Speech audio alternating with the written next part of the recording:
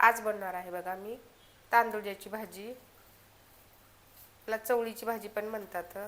बघू शकता अशी असते तांदूळची भाजी. मी मसुरीच्या डाळीमध्ये बनवणार आहे, हिरव्या मिरच्या टाकून. खूप छान लागते खायला. हिला पहिला असं तोडून घ्यायचं बघा, शेंडे शेंडे असे याप्रमाणे तोडायची भाजी बघा. पूर्ण भाजी मी अशीच तोडून घेते. भाजी तोडून झालेली आहे बघा.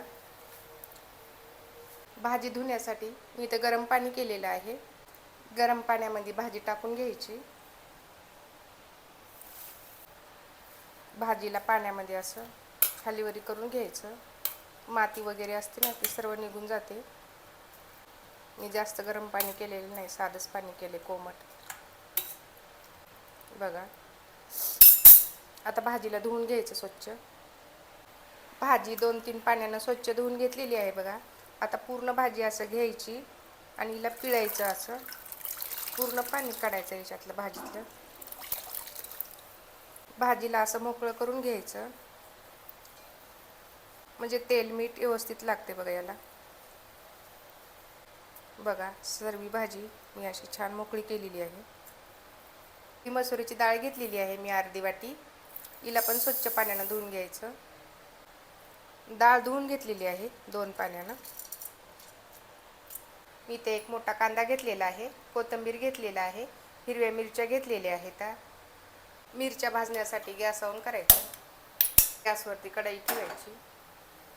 कढईमध्ये मिरच्या भाजून घ्यायच्या बघा, तेल टाकून. थोड्या मिरच्या तेल टाकून भाजलेल्या आहेत बघा, छान भाजल्या मिरच्या. प्लेटमध्ये काढून घेते. मिरच्याला मिक्सरला बारीक करून घेते. त्याच कढईमध्ये भाजी बनवायची आहे, त्याच्यासाठी तेल टाकायचं. तेल गरम झालेलं आहे. थोडी जिरे टाकायचे बघा. लसणाची पेस्ट परतून घ्यायचं. कापलेला कांदा, कांद्याला पण परतून घ्यायचं. कांदा लालसर होईपर्यंत परतवायचा. थोडं मीठ, हळद परतून घ्यायचं. कांदा छान भाजलेला आहे. हिरव्या मिरच्याचं वाटण टाकायचं, परतून घ्यायचं. धुतलेली मसुराची डाळ परतून घ्यायचं. तेलामध्ये डाळीला छान परतवायचं बघा. कापलेली कोथिंबीर परतून घ्यायचं.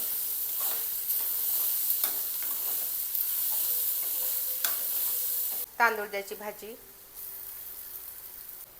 परतून घ्यायचं. भाजीला आणि डाळीला मिक्स करायचं बघा व्यवस्थित. थोडं पाणी टाकायचं बघा, असं म्हणून जास्त नाही टाकायचं, थोडं टाकायचं. अगदी 10 मिनटं झाकण ठेवायचं. 10 मिनटं झालेली आहेत बघा. डाळ छान शिजलेली आहे.